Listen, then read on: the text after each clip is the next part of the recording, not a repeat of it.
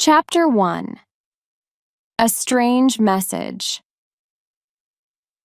Otto Leidenbrock is the famous professor of geology at the University of Hamburg in Germany.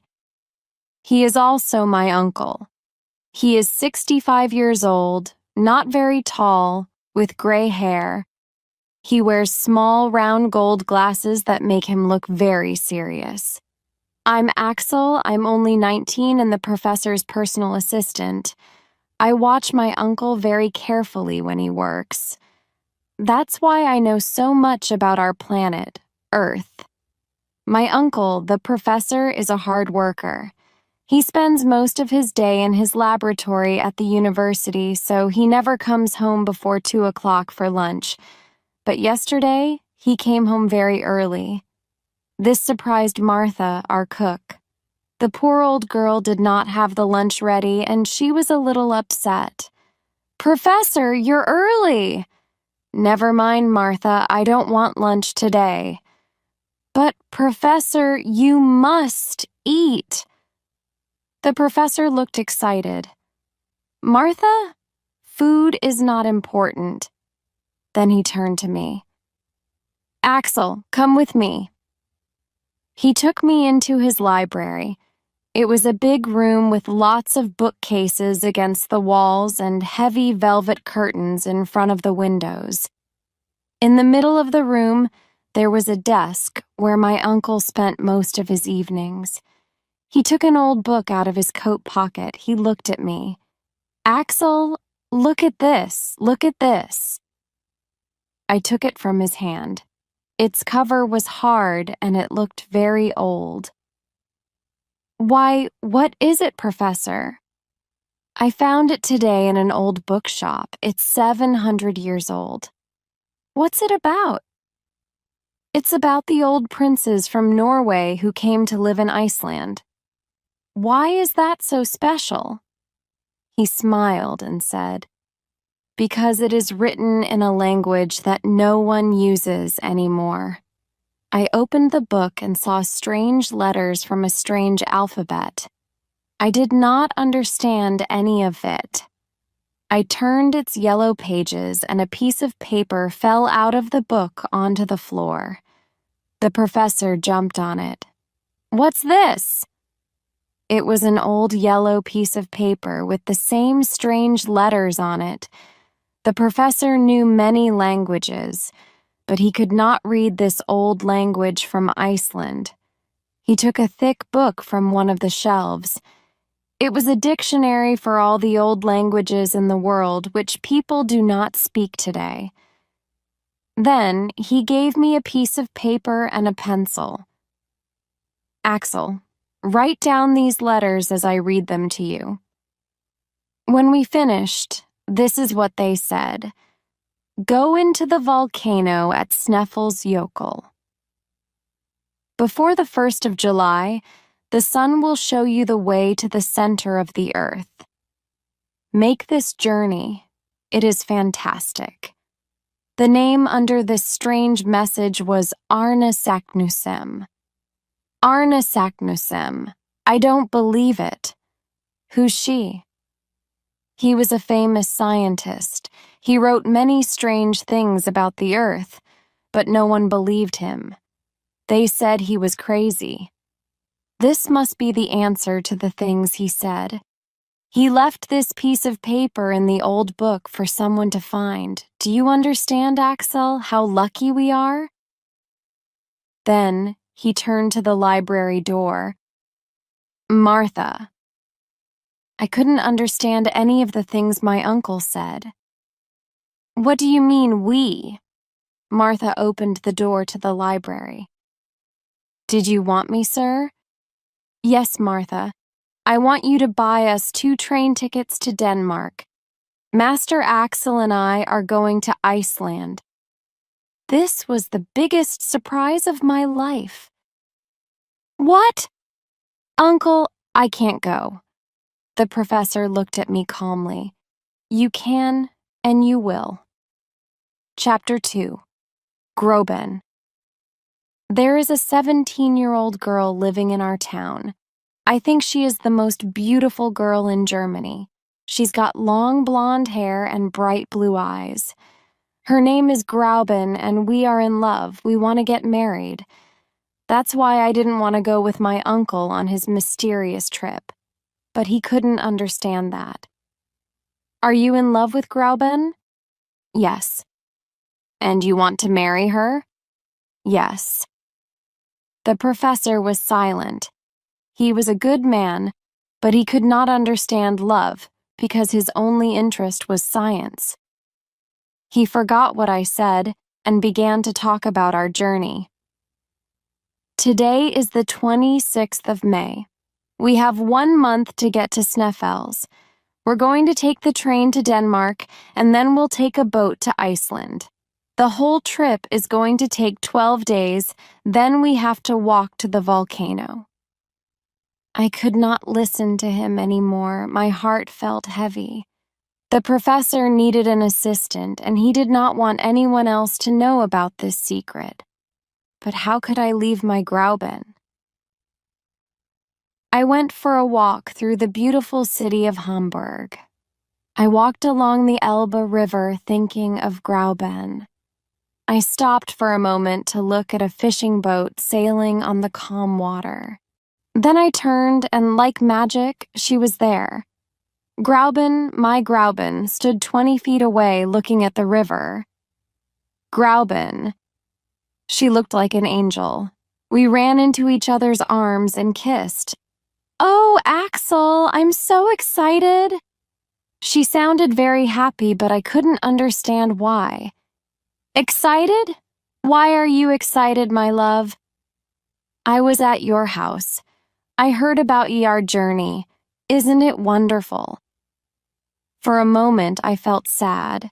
So, 𝐭𝐨𝐵𝐞 wanted me to go away from her. But, 𝐭𝐨𝐵𝐞, we want to get married. I don't know when I'm coming back. She looked at me lovingly and held my hand. It doesn't matter. I'll still wait for you. Don't you understand? This is the kind of journey all great men must make. When you come back, you're going to be famous like your uncle. Then our life will be perfect together. Do you really mean that? She touched my face and smiled. Of course I do. Oh, 𝐭𝐨𝐵𝐞, you are the most wonderful girl in the world. Back at my uncle's house, I felt excited. Then, I thought of something. Maybe this adventure was too dangerous. Maybe we wouldn't come back. I ran into the library where my uncle was. Uncle, is it possible that we won't come back from this journey? His answer didn't make me feel any better. There's only one way to find out, Axel. Chapter 3. Iceland. It was very early in the morning when the boat got to Iceland. We could see the round body of the 𝐒𝐭𝐨𝐫𝐞 volcano going up into the sky through the clouds. It had snow near the top, and it looked like an angry monster waiting for someone to try and climb it. The boat stopped at Reykjavik. It was a small town with small brick houses. Mr. Fridriksson, a professor from the university there, met us at the boat. He looked very friendly and smiled when he saw us. You must be Professor Liedenbrock. And you must be Professor Fridriksson. This is my assistant, Axel. We shook hands. You got my letter then? Oh, yes, Professor, and everything is ready for you. Please come with me. My uncle did not tell anyone the real reason for our journey.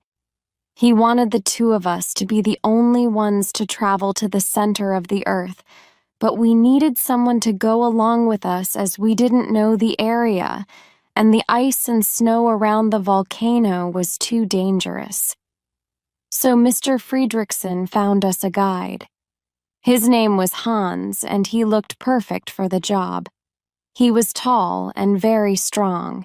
He had small blue eyes and long red hair. He almost never smiled or spoke. Mr. Friedrichsen introduced us. Professor Liedenbrock, this is Hans. Hans, Professor Liedenbrock and his assistant, Axel. Hans moved his head just a little to say hello. Hans is a very quiet man, like most Icelanders, but he is the strongest and best climber in Reykjavik. My uncle smiled at Mr. Friedrichsen's words. He's just perfect, Mr. Friedrichsen. Mr. Friedrichsen let us stay at his house until we were ready to leave. We needed many things for our adventure. We took 4 horses to travel to the mountain. The professor and I each rode one, but Hans walked. The other 2 horses carried our bags. We took a lot of things with us: rope for climbing, tools, lights, guns, medicine, and enough food for 6 months. The only problem was, we could only carry enough water for 1 week. The professor believed there was water under the volcano, but what if there wasn't? We left Reykjavik on the 15th of June, early in the morning. We traveled along the sea, and it was a wonderful journey. The land had a dark color from the explosions of the volcano, and the beautiful blue sea next to it made it look fantastic. The journey to Sneffels took us 6 days, and each day we stopped in a different village for the night. The villages were small and very pretty, built at the foot of the volcano next to the sea. The villagers were very nice, but, like Hans, they did not talk much. When we got closer to the top of Sneffels, I thought of something. Uncle, what happens if the volcano explodes again? No, that's impossible. This volcano had its last explosion in 1229. I checked the ground. It's impossible. But, Axel, I am a scientist. This is a fact. There is nothing more to say. It was now 11 o'clock at night, and we were at the top. We stopped and found a small place inside the opening of the volcano where we could sleep. That night, I had a dream. I saw that I was alone inside the volcano. I was lost and very scared. Suddenly, the volcano exploded and I was shot out of its top like a rock. Chapter 4. Inside the volcano. The mouth of the volcano was 1 mile wide. We tied a rope around each other and began to climb down. Hans went first. The inside of the volcano looked like the inside of an ice cream cone.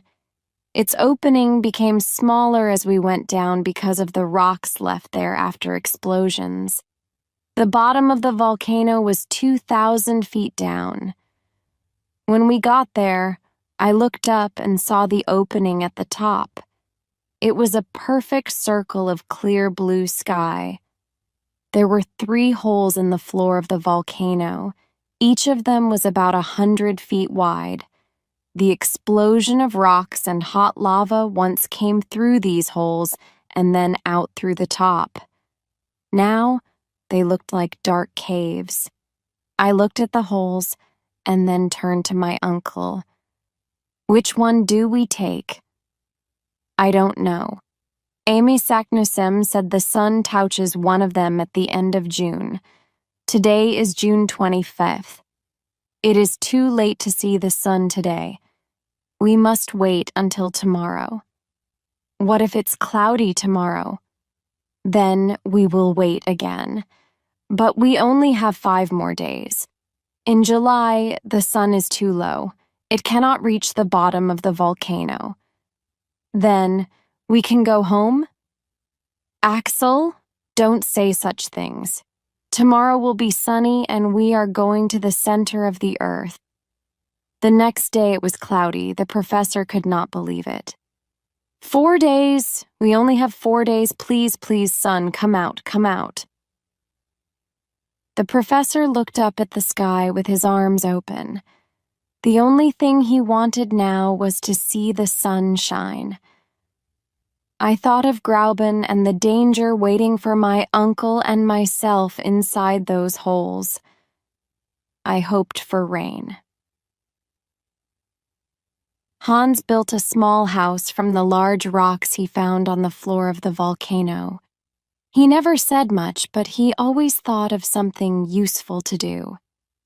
I checked the rock of the volcano walls to see how old they were. Drops of water from the ice and the snow outside ran down the wall, and the sound they made inside was like music. Suddenly, the professor called out my name. Axel! Axel, come here!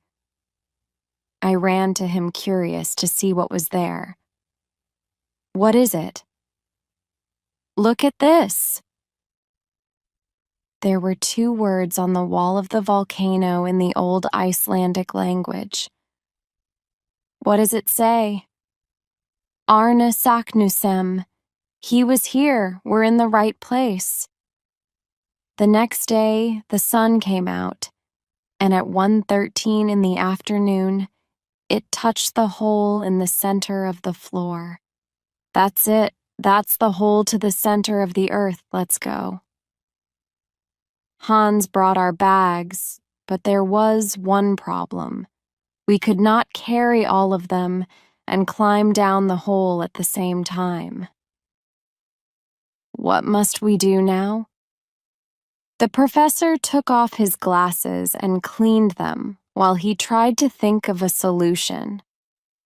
Well, we'll throw everything we don't need down the hole, and we'll find it when we get to the bottom. Hans threw the bags down the hole in front of us. We listened, but we never heard them hit the bottom. Chapter 5. Lost in the tunnels.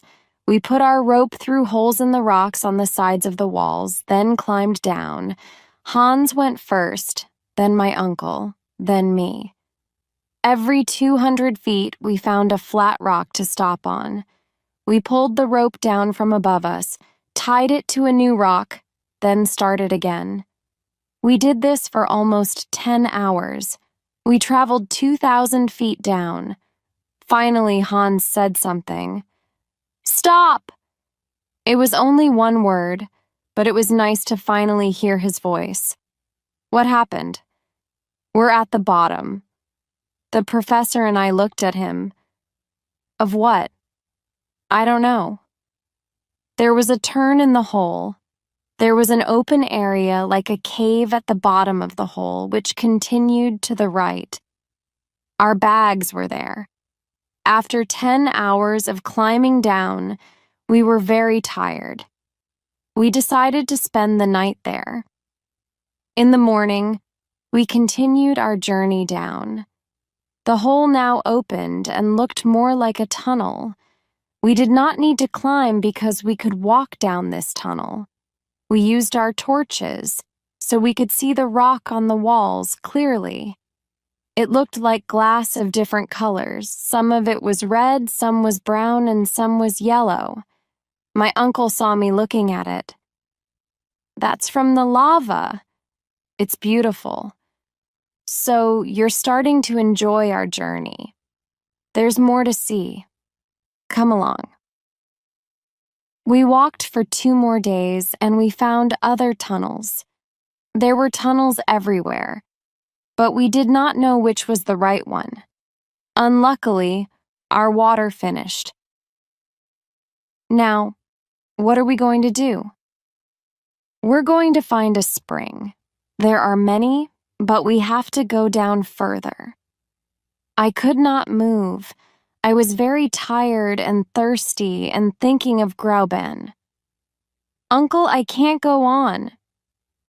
Axel, please, we are going to find water. Water! It was Hans's voice. What did you say? Water!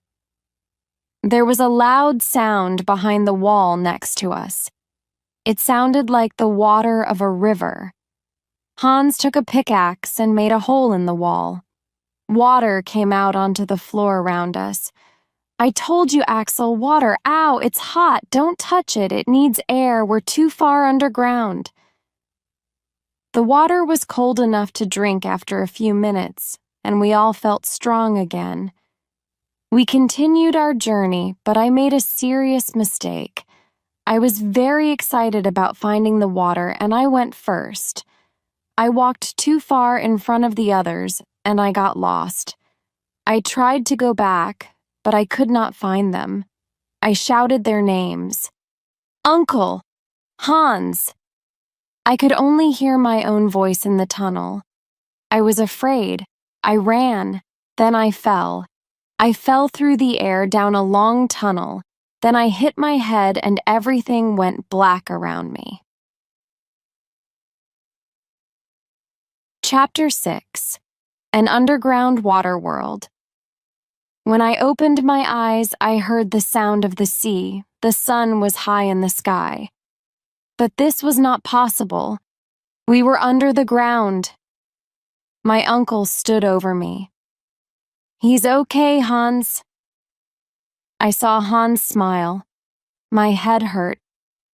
I touched it, and I felt a bandage on it. I tried to speak, but it was difficult. Where are we? Don't speak, Axel. You had a terrible fall. We heard you screaming. We were in a tunnel next to yours. Luckily, the 2 channels came out here, on this beach. My uncle sat down next to me and spoke with more excitement in his voice. Axel, we found an underground sea. There are trees here and the bones of animals that lived thousands of years ago. When you get better, we are sailing across this sea. Oh, Axel, you can't imagine how happy I am. I could not move much for 2 days. I heard Hans building a boat for us to sail in, but I could not understand how there was light. The professor explained this to me. It is a mystery, like so many things, but it is something like electricity coming from the heat of these rocks. We are inside something like a giant cave. The top of it is a few miles high. There are even clouds because of the water. I looked up and saw the clouds. I could not see the top of this cave, but it was difficult to believe that all of this was under the earth. When I felt strong again, I took a walk along the beach. There were shells there from a time before man walked on the earth. I saw the bones of something which looked like a huge elephant. I thought, can things live under the earth? Are there any animals alive down here?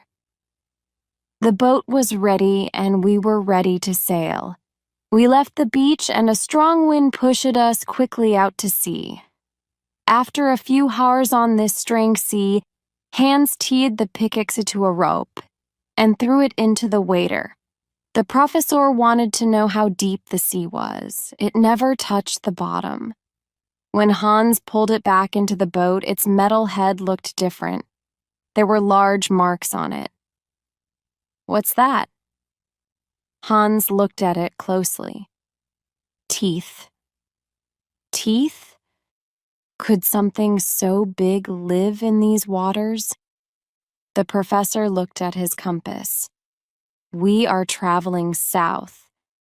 If I am right, we left Iceland when we went under the volcano. We traveled under the Atlantic Ocean and now we are under Scotland. That's fantastic. But we're still not going down. I want to go further down.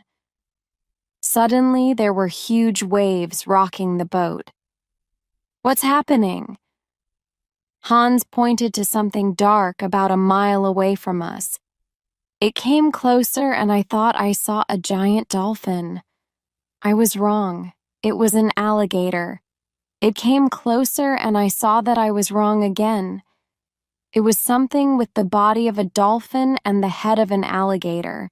It was over 100 feet long. Then, I saw a huge snake with a shell on its back like a turtle's. We took the guns in our hands, but the animals did not care about us. They fought each other. It was a horrible fight. We heard the snake hissing and the dolphin screaming.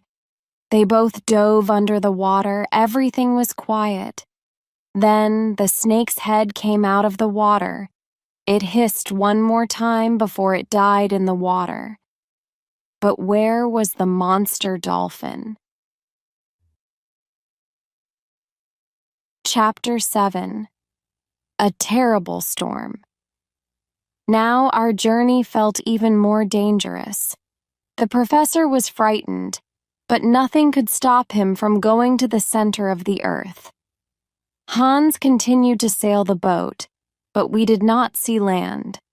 We traveled for hours, but we did not hear or see anything. Then there was a sound like fast-running water. We couldn't see it, but we could hear it. It got louder. Then we saw it. Look, it's water shooting up into the air, and it's coming from the body of a huge sea creature. We tried to turn the boat, but the waves pulled us near the creature. For a moment, I thought that this was the end of our journey. The water went up 500 feet high into the air. An animal that could do this could kill us easily. Then we saw that the long black body we thought was an animal was an island. It was like a small volcano shooting up water instead of lava. That's where all this water is coming from. Axel, check the temperature of the water here. I took a thermometer out of my inside jacket pocket and I put it in the water for a few seconds. 163 degrees Fahrenheit. We're close to the center. We can't go on, Uncle. It's too hot. We must. The electric light coming from the rocks over our heads began to make explosions. The clouds were now near the water. Small lines of light that looked like snakes exploded all around us. The waves were bigger now and pushed us away. I was very scared. What's happening? The explosions were too loud for us to hear each other. It's an electrical storm, Hans. Hans tried to keep the boat from sinking. The wind pushed us through the water like a race car. Suddenly, a large ball of white electric light fell on the boat. None of us could move. It held our feet with its electric power. We shouted to each other, but none of us could hear anything. The boat moved by itself, and there was nothing we could do. Suddenly, the ball of electricity exploded. We all fell down, and a huge wave threw us into the water. Hans had the professor in one arm and me in the other. I don't know how he did it, but he got us to land safely. I began to think that all the energy he saved by not talking made him the strongest man on earth. The storm stopped, and we saw the boat, still on the water, 100 feet away. Hans swam out to save our food and equipment. The professor and I tried to understand where we were. I think that sea is 800 miles wide. That means we went under Europe. The Mediterranean Sea is now over our heads. Let's wait for Hans to bring back the compass. When Hans brought back the compass, the professor and I could not believe what we saw. It said we were north and not south. That meant the wind took us back to the place where we started. Chapter 8. A Lost World. We were on the north side of the sea again, but not on the same beach as before. For this reason, we began to look around to see what we could find. The professor didn't want us to stay there for long. He wanted to sail on the sea again. "Professor, it's too dangerous. You saw what happened." "I don't care, Axel. I did not come all this way to turn back now. We've got to see what's on the other side of that sea." This beach was longer than the other one. Its rocks had more holes in them, and I thought this was because of earthquakes. There were many more bones and old shells on this beach. "Look at all this, Axel. We can read the whole history of the world from these bones." There were skeletons of animals that are not living today. It was very exciting to see them out in the open and not in a museum. "Axel, look, a human head." There, with all the other bones, was the head of a man. How did it get here? Did it fall down one of those holes like we did? Was that going to happen to us? The professor was excited. If other scientists could see me now, this could be the oldest skeleton ever found. We walked further down and the beach changed. Now there were large trees and small plants around us. The further we went, the more life we found. Suddenly I saw something move behind the trees. My uncle and I hid. It was a family of mammoths from thousands of years ago. "Axel, can you believe it? There is another world under our earth. But are there also people here?" "Yes. Look." I couldn't believe it. Walking behind the mammoths was a giant man. He was over 12 feet tall with long hair and a beard. He had a piece of animal skin around his waist. Should we try to talk to him? No, he looks dangerous. Hans is not with us and we don't have our guns. Let's go back to the boat. We ran away quietly, so the prehistoric man did not see us. When we stopped running, we were back at the beach. I saw an old knife on a rock. "Let's clean this and keep it. It could be useful." "Axel, don't you understand what this is?" "Yes, it's a knife. But it's made of metal. It is only 200 or 300 years old." "Do you mean—" "Yes, 𝐒𝐭𝐨𝐫𝐢𝐞𝐬. The professor saw a cave nearby. He ran to it. "Axel, it's him." On the rock next to the entrance of this cave, there were 2 letters in Old Icelandic, AS. The professor looked very excited. This must be the entrance we are looking for. Chapter 9. The Last Tunnel. Hans brought the boat to the end of the beach where the cave was. We tied it to a rock in the water and took our bags to the cave. "Are we going to use the boat again?" "I don't know. Maybe if we come back this way. But who knows where this new tunnel will take us?" We needed the boat sooner than we thought. We walked about 12 feet inside the cave. Then we saw a huge rock blocking the tunnel. We couldn't understand it. How could 𝐒𝐭𝐨𝐫𝐢𝐞𝐬 get around this rock? The professor thought for a moment and then he looked at the rock. Maybe it fell after his journey, in the last 200 years, probably after an earthquake or a terrible storm. I wish there was another earthquake to move that rock from the entrance of the cave. "Axel, that's it. We can use the gunpowder to move this rock again. Do you think it will work?" There's only one way to find out. We still had some extra gunpowder with us for the guns. Hans made a hole in the rock with his pickaxe, then we put the gunpowder inside. We used the rope to light it, but we made it very long to give us time to move back and hide. The three of us got into the boat and moved 50 feet out to sea. We had no idea how big the explosion was going to be. Waiting for it made us very nervous. Maybe it won't work. Axel, don't say those things. We waited. Suddenly, the rocks on the beach opened like two curtains. The earth shook and everything fell into a huge hole. We fell back in the boat, and the final explosion made the sea rise in a huge wave which pushed us back to the beach. We were in the air, on top of the water, and the hole was below us. It looked big enough to take in all the world. We're going down into the hole. That's what we want.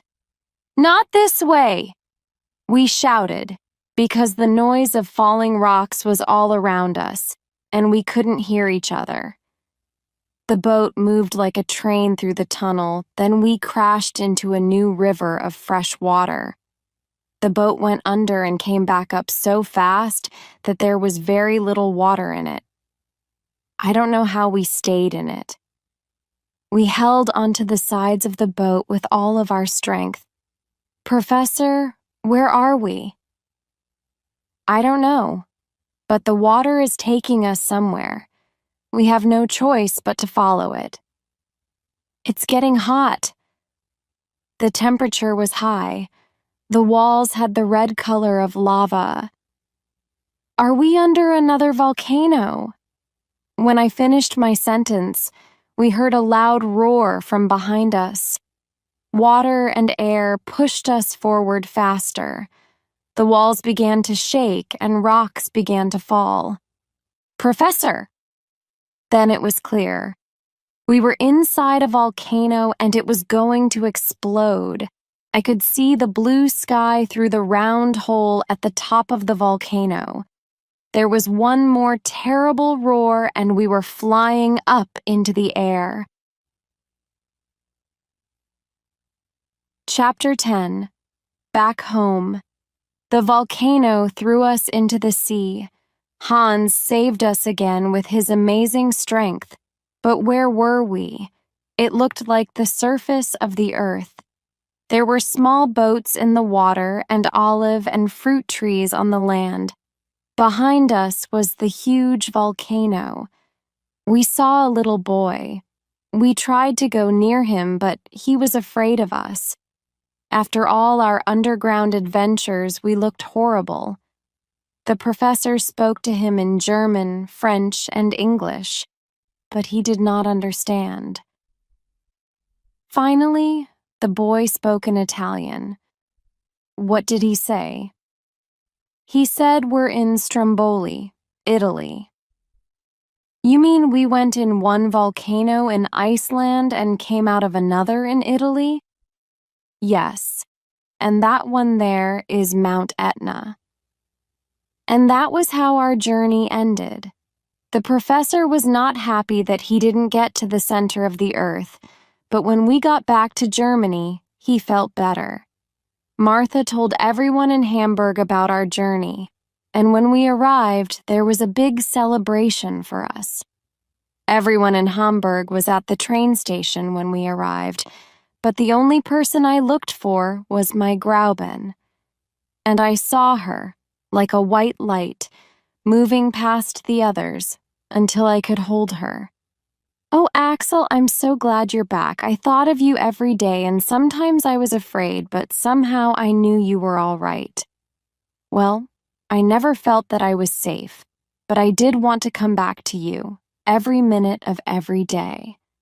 There was a stage set up in the station, and the journalists who were there asked the professor to talk about our journey. Uncle Otto was tired, but he agreed. My nephew Axel and I are now back from an incredible journey. We saw things that scientists still do not know about.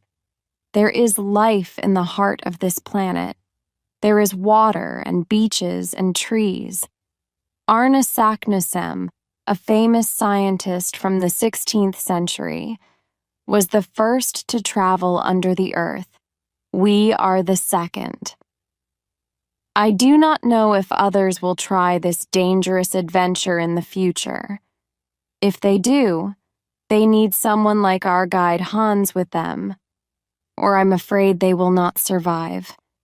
For a moment, I thought I saw a smile on Hans's face as the people clapped and cheered. But, as usual, the quiet Icelander didn't say a word.